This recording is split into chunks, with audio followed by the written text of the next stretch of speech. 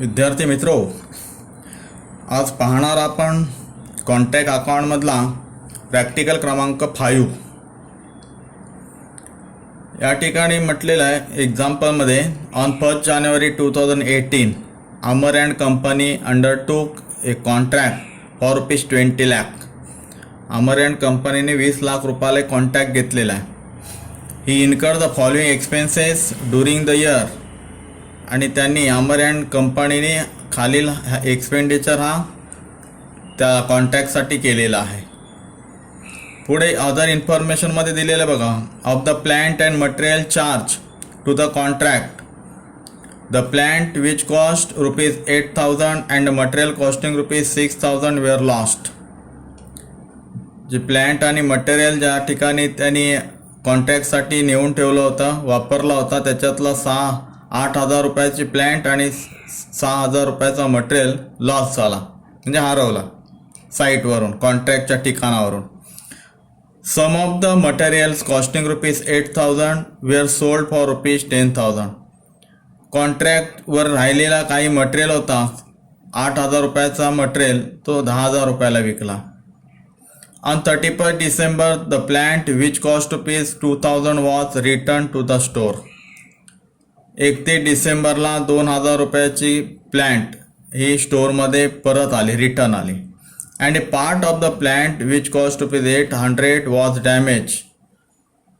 आणि 800 रुपयाचा प्लॅन्टचा एक भाग हा डॅमेज झाला होता, रेंडरिंग इटसेल्फ युजलेस. आणि तो डॅमेज झालेला प्लॅन काही उपयोगाचा नव्हता. पुढे द वर्क सर्टिफाईड वॉज ₹9,60,000. काम पूर्ण झाल्याचं प्रमाणपत्र आहे 9,60,000 रुपयाचा. काम घेतलेला, कॉन्ट्रॅक्ट घेतलेला 20 लाख रुपयाचा. And 80% of the same was received in cash. आणि 9,60,000 रुपयाचं वर्क सर्टिफिकेट आहे, त्याच्यापैकी 80% कॅश ही कॉन्ट्रॅक्टदाराला म्हणजे अमर अँड कंपनीला आलेले आहे, मिळालेले, रिसिव्ड झाले. The cost of work done but uncertified was ₹4 lakh. इथं 4,000 दिसतात बघा, ते 4 लाख करून घ्या. 4 लाख रुपये अनसर्टिफाईड वर्क, म्हणजे काम पूर्ण झालेलं आहे परंतु प्रमाणपत्र नाही आहे. 10% per annum depression on plant and prepare the contract account for the year ended 31st December by transferring to the profit and loss account the portion of the profit, if any, which you think is reasonable. Show also the particulars relating to the contract in the balance sheet of the contractor as on 31st December. तर अशा या दिलेल्या एक्झाम्पलवरून आपल्याला contract account तयार करायचं आहे in the books of Amar and company limited. आता दिलेली जे एक्सपेंडिचर आहेत ते आपल्याला कॉन्ट्रॅक्ट अकाउंटच्या डेबिटला या ठिकाणी घ्यायचं आहे. सुरुवातीला मटेरियल या ठिकाणी दिला आहे, इशूड फ्रॉम स्टोर्स. 20 लाखाचा कॉन्ट्रॅक्ट ज्या ठिकाणी चालू आहे त्या ठिकाणी या अमर अँड कंपनीच्या स्टोअरमधून 2 लाख रुपयाचा मटेरियल इशूड केला, म्हणजे कॉन्ट्रॅक्टसाठी वापरण्यासाठी नेला. टू मटेरियल कॉन्ट्रॅक्ट अकाउंटच्या डेबिटला to material issued from store 2 lakh. 2 lakh रुपयाचा मटेरियल स्टोअरमधून इश्यूड केला. कोणाच्या स्टोअरमधून? अमर अँड कंपनीच्या. पुढे material purchase for the contract 1,80,000. अजून मटेरियल काही खरेदी केला कॉन्ट्रॅक्टसाठी. To material purchase ₹1,80,000. 80,000 रुपये, 1,80,000 रुपयाचा मटेरियल अजून खरेदी केला, म्हणजे टोटल मटेरियल 2 लाख स्टोअरमधून आणून ठेवला होता, वापरला, आणि 1,80,000 विकत आणलेला, वापरला. पुढे प्लांट इन्स्टॉल ॲट कॉस्ट 1,40,000. साईटवरती, कॉन्ट्रॅक्ट साईटवरती प्लांट नेऊन ठेवली होती. Plant install at cost 1,40,000.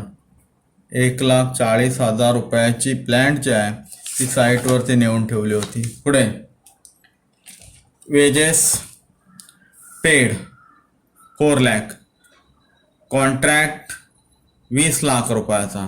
Material या ठिकाणी आपल्याला दिसतोय, प्लॅन्ट दिसतोय, त्याचप्रमाणे वेजेस जे कामगार कॉन्ट्रॅक्टवरती काम करतायत त्यांना दिलेली मजुरी ती झाली 4 लाख रुपये खर्च. ती लिहायची आहे कॉन्ट्रॅक्ट अकाउंटच्या डेबिटला. टू वेजेस 4 लाख, मजुरीचा खर्च झाला 4 लाख. पुढे wedges accurate due on 31 December 1,60,000. अजून वेजेसच्या 1,60,000 रुपयाची ड्यू आहे 31 डिसेंबरला, मग ती इथं घ्यायची आहे. टू वेजेस ॲक्युरेट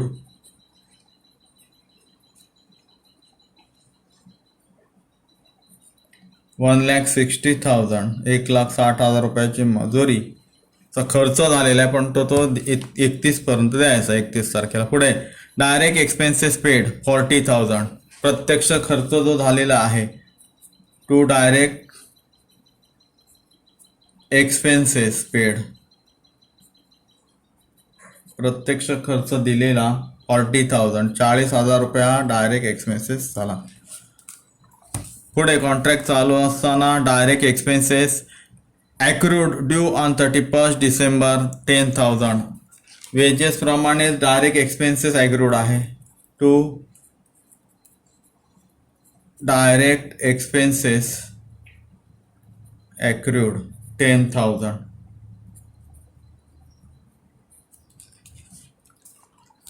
पुढे एस्टॅब्लिशमेंट 26,000, कॉन्ट्रॅक्टच्या डेबिटला. टू एस्टॅब्लिशमेंट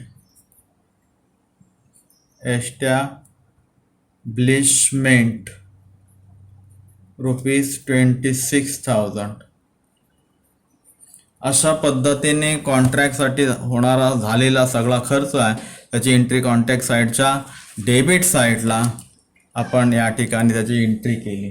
त्याच्यानंतर आपल्याला आता बघायचं आहे दिलेली other information of the plant and material charge to the contract. The plant which cost ₹8,000 and the material cost ₹6,000 were lost. आता सुरुवातीला घ्यायचं आहे प्लांटच्या बाबतीत बघूया. बाय प्लांट किती त्या साईटवर नेऊन ठेवली होती ते दिसतंय आपल्याला. प्लांट इन्स्टॉल केले होते 1,40,000 रुपयाचे.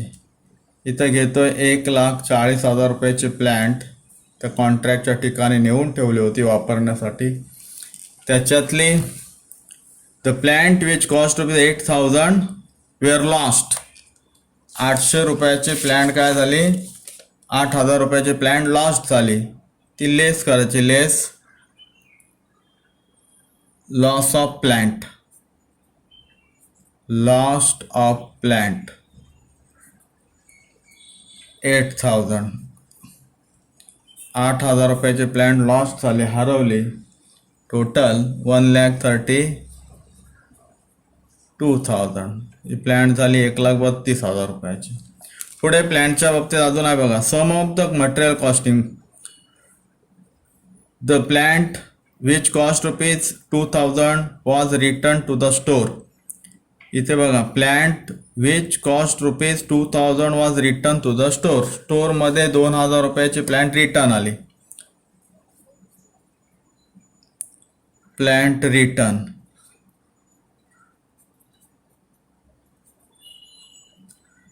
$2,000. Total plant 32,000. पुढे प्लांटच्या बाबतीत बघा. Part of plant which cost ₹800 was damage. आता हे प्लांटचा एक भाग आहे तो डॅमेज झालेला आहे, जो काय वापरण्यासाठी योग्यच राहिलेला नाही, तो सुद्धा या ठिकाणी लेस करायचा आहे. By plant damage, less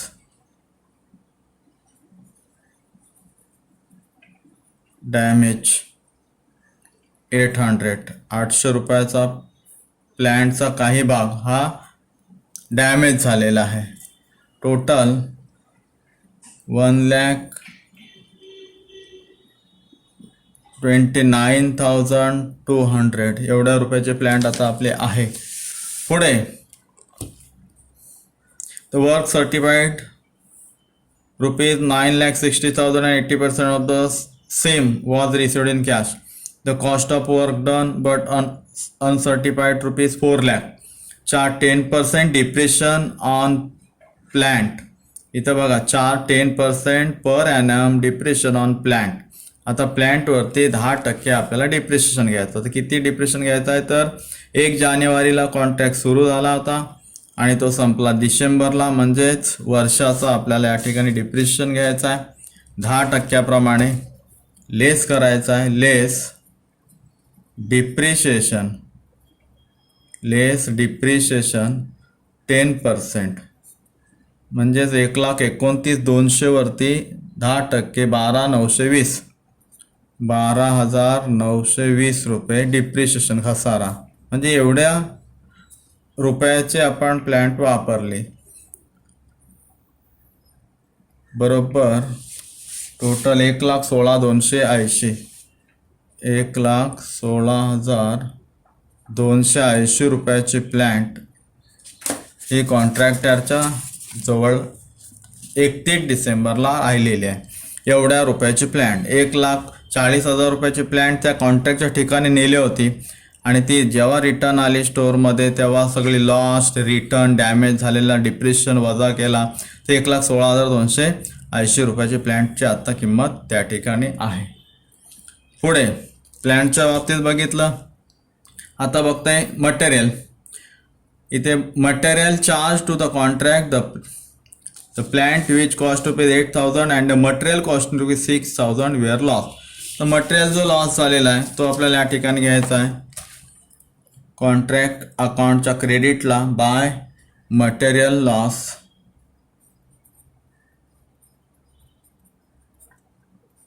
loss of material rupees 6,000. 6,000 रुपयाचा मटेरियल लॉस झाला. पुढे sum of the material cost rupees 8,000 were sold for rupees 10,000. 10,000 रुपयाचा मटेरियल विकला कॉन्ट्रॅक्ट अकाउंटच्या क्रेडिटला बाय सोल्ड ऑफ मटेरियल 10,000. 10,000 रुपयाचा मटेरियल विकला. कुठला मटेरियल विकला, तर इथे बघा म्हटलेलं आहे सम ऑफ द मटेरियल, काही मटेरियल कॉस्टिंग रुपीज 8,000 म्हणजे यातला 8,000 रुपयाचा material were sold for rupees 10,000. 8,000चा मटेरियल 10,000ला विकला. म्हणजे काय झाला, मटेरियलवर कॉन्ट्रॅक्टदारला झाला प्रॉफिट. मग तो प्रॉफिट कॉन्ट्रॅक्ट अकाउंटच्या डेबिटला दाखवायचा आहे to profit and loss account. इथं लिहायचं आहे टू प्रॉफिट और loss on material, sale of material rupees 2,000. 8,000 रुपयाचा मटेरियल 10,000 रुपयाला विकला, प्रॉफिट झाला मटेरियलवरती 2,000 रुपये झालं.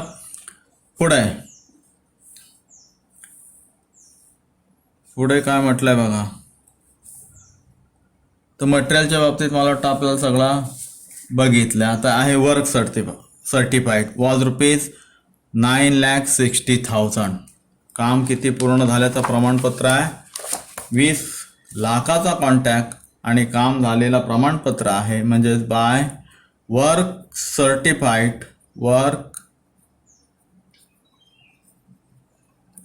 Certified rupees 9,60,000. 9,60,000 रुपयाचं वर्क सर्टिफाईड काम पूर्ण झाल्याचं प्रमाणपत्र या कॉन्ट्रॅक्टदाराकडे आहे. And 80% of the same was received in cash.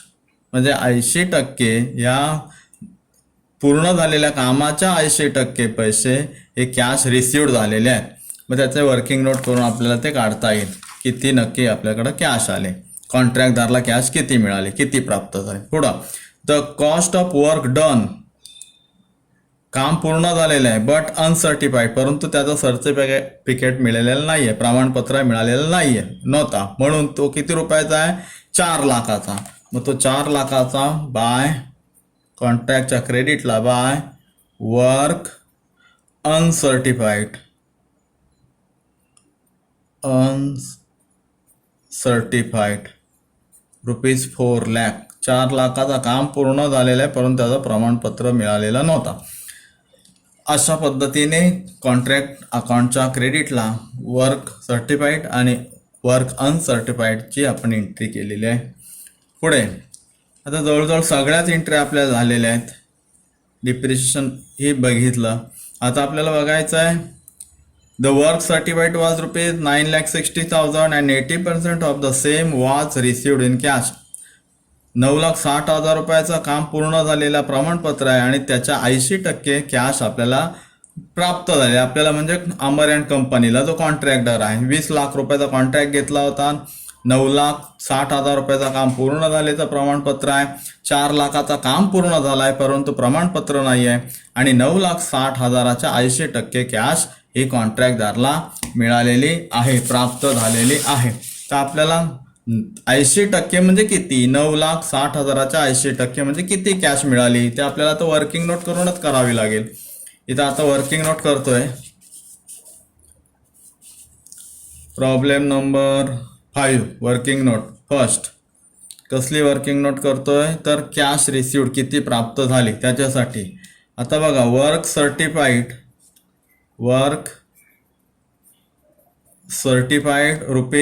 ₹9,60,000 त्याच्या 80% कॅश रिसिव्ड झाली.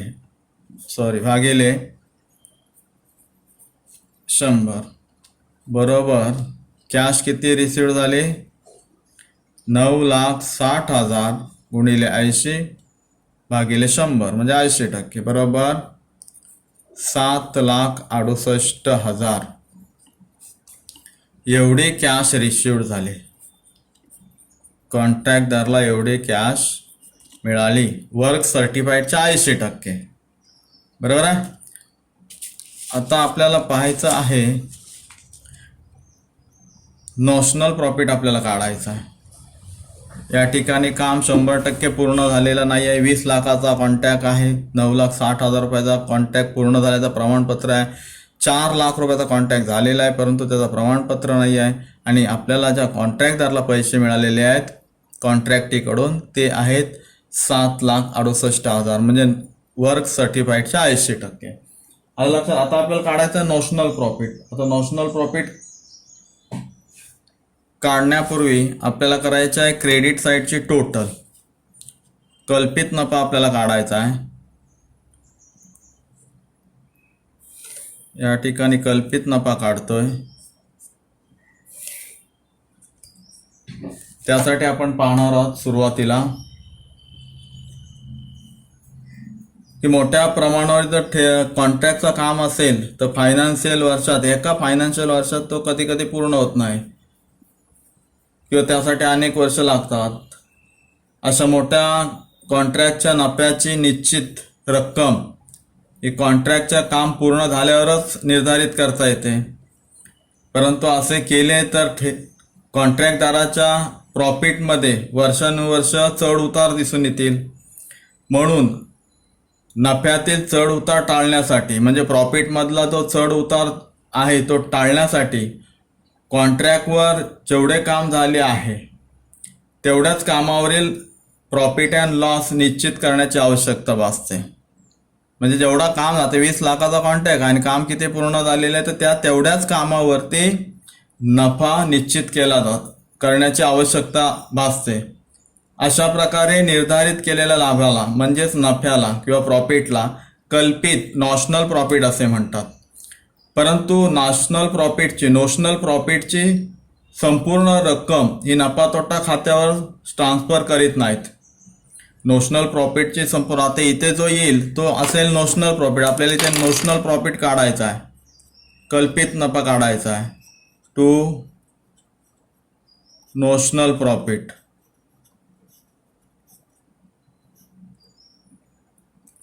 आता ही नोशनल प्रॉफिटची संपूर्ण येणारी रक्कम ही प्रॉफिट अँड लॉस अकाउंटला ट्रान्सफर केली जात नाही, तर प्रॉफिट अँड लॉस अकाउंटला दिलेल्या सूत्रानुसार, फॉर्मॅटनुसार, फॉर्म्युल्यानुसार जेवढी रक्कम येईल तीच रक्कम फक्त प्रॉफिट अँड लॉस अकाउंटला ट्रान्सफर केली जाते कॉन्ट्रॅक्टदाराच्या, आणि बाकीची रक्कम ही वर्किंग प्रोग्रेस म्हणून भविष्यकालीन अनपेक्षित खर्च आणि संभाव्य हानीसाठी राखून ठेवण्यात येते.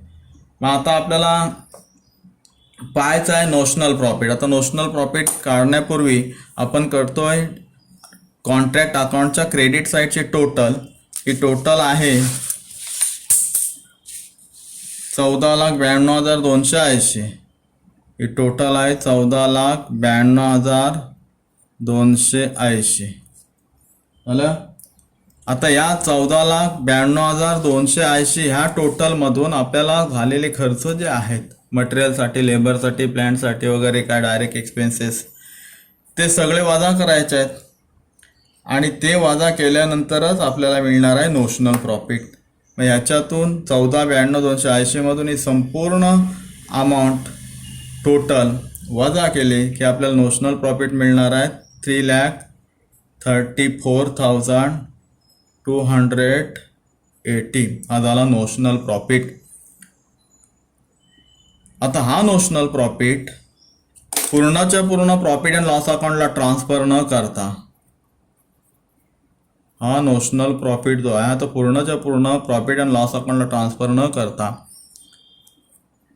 दिलेल्या सूत्रानुसार, फॉर्म्युल्यानुसारच आपल्याला काही रक्कम ही प्रॉफिट अँड लॉस अकाउंटला ट्रान्सफर करायची आहे. मग तत्पूर्वी आपण आता इथं बघणार आहोत नोशनल प्रॉफिट कॉन्ट्रॅक्ट अकाउंटच्या क्रेडिटला आपण इथं लिहून घेतोय बाय नोशनल प्रॉफिट 3,34,280. आता हा संपूर्ण हा कल्पित नफा आहे. हा कल्पित नफा काम पूर्ण होण्यापूर्वी 20 लाखाचा कॉन्ट्रॅक्ट आहे, झालेला नाही आहे पूर्ण, परंतु निश्चित कल्पित असा प्रॉफिट आपण या ठिकाणी काढतोय, आणि त्यातला काही भाग हा प्रॉफिट अँड लॉस अकाउंटला या ठिकाणी आपल्याला ट्रान्सफर करायचा आहे to profit or loss account. आता तो किती ट्रान्सफर करायचा त्यासाठी आपल्याकडं एक फॉर्म्युला दिलेला आहे. त्या फॉर्म्युल्यानुसारच आपल्याला तो ट्रान्सफर करायचा. त्याच्यासाठी आपल्याला आधी वर्क कम्प्लेक्शन किती झालेलं आहे, काम किती पूर्ण झालेलं आहे तो आधी काढावा लागेल. तो वर्किंग नोट आपण करतोय दुसरी, वर्किंग नोट नंबर 2 इथे बघतोय कम्प्लेशन वर्क, कम्प्लेशन ऑफ वर्क म्हणजे काम किती पूर्ण झालेलं आहे तो बघतोय. तो कसा आपल्याला कळेल, कॉन्ट्रॅक्ट किती रुपयाचा आहे, 20 लाख रुपयाचा. ही झाली कॉन्ट्रॅक्ट प्राइस. ही काय आहे, कॉन्ट्रॅक्ट प्राइस. आणि वर्क सर्टिफाईड किती आहे, काम पूर्ण झाल्याचं प्रमाण किती आहे, प्रमाणपत्र जो आपला वर्क सर्टिफाईड तो आहे 9,60,000चा. हे आहे वर्क सर्टिफाईड. 20 लाख रुपयाचा कॉन्ट्रॅक्ट घेतलेला आहे, त्यातला वर्क सर्टिफाईड आहे म्हणजे काम पूर्ण झाल्याचा प्रमाणपत्र आहे 9,60,000 रुपयाचा. म्हणजे 100पैकी किती काम पूर्ण झालं आहे, किती टक्के काम पूर्ण झालेलं आहे, तर इथं बघायचं. आता 9,60,000 गुणिले 100 भागिले 20 लाख बरोबर 48%. 48% काम पूर्ण झालेलं आहे. कम्प्लेशन ऑफ वर्क 20 लाखापैकी 9,60,000 रुपयाचंच काम झालेलं म्हणजे किती टक्के काम झालं, 48%. मग कम्प्लेशन ऑफ वर्क 48%.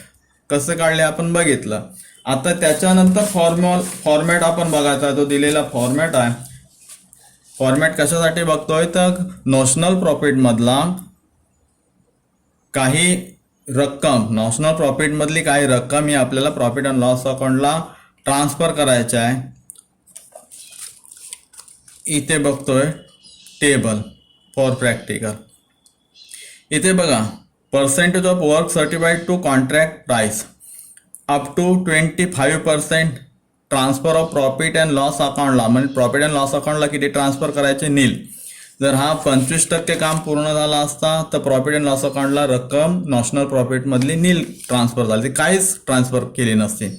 पुढे 25 ते 50 पर्यंत 25 ते 50% कमी, 25 ते 50% 1/3 into notional profit into cash received divide by work certified. आता 25 ते 50पेक्षा कमी म्हणजे इथं आपला किती 48%च काम झालेलं आहे, म्हणजे 50%पेक्षा कमी आहे. म्हणून आपल्याला फॉर्म्युला कुठला यूज करायचा आहे, हा 2 नंबरचा 1/3 into notional profit amount transfer करण्यासाठी. वर्किंग नोट आपण बघतोय, वर्किंग नोट नंबर 3 कशासाठी बघतोय, अमाऊंट ट्रान्सफर करायचे आपल्याला कुठे, transfer to profit and loss account, profit and loss account. Profit and loss अकाउंटला जी अमाऊंट ट्रान्सफर करायची आहे, म्हणजे हा जेवढा रक्कम येईल, जेवढी रक्कम येईल तेवढी ही कॉन्ट्रॅक्टदाराचा प्रॉफिट असेल. तर प्रॉफिट अँड लॉस अकाउंटला ट्रान्सफर करायची रक्कम आपण दिलेल्या फॉर्मॅटनुसार बघतोय. हा सूत्र आपण बघतोय 1/3 इंटू नॉशनल प्रॉफिट गुणिले कॅश रिसिव्ड भागिले work certified. 1/3 into notional profit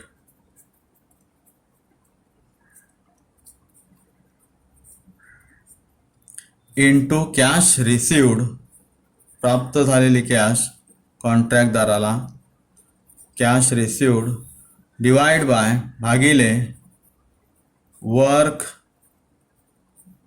certified, म्हणजे जेवढा रुपयाचं काम झालेलं आहे, पूर्ण झालेलं आहे, त्याचं सर्टिफिकेट आहे असा काम. तर इथं 1/3 इंटू नॉशनल प्रॉफिट किती बघितलं आपण आत्ता काढा, नॉशनल प्रॉफिट 3,34,280. हा पूर्णच्या पूर्ण कॉन्ट्रॅक्टदारच्या प्रॉफिट अँड लॉस अकाउंटला ट्रान्सफर न करता त्यातली काहीच रक्कम फक्त प्रॉफिट अँड लॉस अकाउंटला ट्रान्सफर करायची. ती येईल त्या सूत्रानुसार, फॉर्म्युल्यानुसार 3,34,280 ती घ्यायचे notional profit 3,34,280, 3,34,280 into cash received, cash किती प्राप्त झाली इथे आपण काढलेले बघा सुरुवातीला पहिल्या वर्किंग नोटमध्ये 9,60,000च्या 80% कॅश रिसिव्ड झाले, म्हणजे 7,68,000 भागिले वर्क सर्टिफाईड किती आहे, 9,60,000 रुपयाचं काम पूर्ण झालेलं प्रमाणपत्र आपल्याकडं आहे, बरोबर ₹89,141. ही झाली प्रॉफिट अँड लॉस अकाउंटला ट्रान्सफर करायची अमाऊंट. ही amount transfer to profit and loss account. Profit and loss अकाउंटला ही ट्रान्सफर करायची अमाऊंट ती आहे 89,141. ती इथं घ्यायची आहे 89,141. म्हणजे नॉशनल प्रॉफिट हा पूर्णच्या पूर्ण 100% प्रॉफिट अँड लॉस अकाउंटला ट्रान्सफर न करता त्यातला दिलेल्या फॉर्म्युलानुसार सूत्रानुसार 89,141 ही profit and loss account transfer करायचे आणि बाकीची जी उरलेली रक्कम जी असेल ती दाखवायची आहे टू वर्क इन प्रोग्रेस.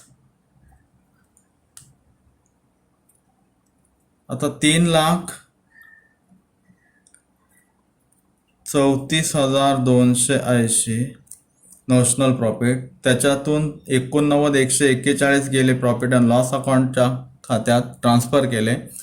आता जी उरलेली रक्कम जी असेल ती 2,45,000 2,45,000 45,139 एवढी रक्कम ही वर्किंग प्रोग्रेस म्हणून ट्रान्सफर करायची आहे, कारण ती रिटेन्शन मनी आहे. 9-10 टोटल करायचे 3,34,280. अशा पद्धतीने हा कॉन्ट्रॅक्ट अकाउंट आपण या ठिकाणी कंप्लीट केला. 20 लाख रुपयाचा कॉन्ट्रॅक्ट आहे. कॉन्ट्रॅक्ट पूर्ण झाल्याचं सर्टिफिकेट आहे 9,60,000. कॉन्ट्रॅक्ट पूर्ण झालेला आहे परंतु सर्टिफिकेट नसलेला म्हणजे वर्क कन्सेप्ट 4 लाख. कॅश आलेली आहे वर्क सर्टिफिकेटच्या 80%. आणि जो खर्च झालेला आहे तो खर्च या ठिकाणी आपण कॉन्ट्रॅक्ट अकाउंटच्या डेबिटला घेतलेला आहे. जो मटेरियल लॉस झालेला आहे किंवा रिटर्न आलेला आहे किंवा विकलेला आहे तो आपण क्रेडिट साईडला बघितलेला आहे. प्लॅन्ट अँड मशिनरीच्या बाबतीत डिप्रिशिएशन, लॉस झालेली प्लॅन्ट, रिटर्न आलेली प्लॅन्ट, डॅमेज झालेली प्लॅन्ट ही सगळी लेस करून प्लॅन्टची व्हॅल्यू जी आहे ती शेवटी वर्षाच्या शेवटी 1,16,280 आपण या ठिकाणी दाखवलेले. अशा पद्धतीने सुरुवातीला नोशनल प्रॉफिट काढला. नोशनल प्रॉफिटमधून दिलेल्या सूत्रानुसार आपण काही त्याच्यातली रक्कम ही प्रॉफिट अँड लॉस अकाउंटला ट्रान्सफर केली. म्हणजे हा जो आहे 89,141 हा प्रॉफिट असेल कॉन्ट्रॅक्टदाराचा. त्याच्यानंतरची काय शिल्लक रक्कम राहिली 2,45,139 ही वर्किंग प्रोग्रेस रिटेन्शन मनी म्हणजे भविष्यकालीन जर का अनपेक्षित खर्च आले किंवा संभाव्य काय हानी झाली तर ती त्यासाठी राखून ठेवलेली ही कल्पित लाभापैकी काही रक्कम आहे. तर अशा पद्धतीने हा कॉन्ट्रॅक्ट अकाउंट आपला या ठिकाणी पूर्ण झाला. प्रॉब्लेम नंबर 5चा सोल्युशन आपण या ठिकाणी बघितलेला आहे. धन्यवाद.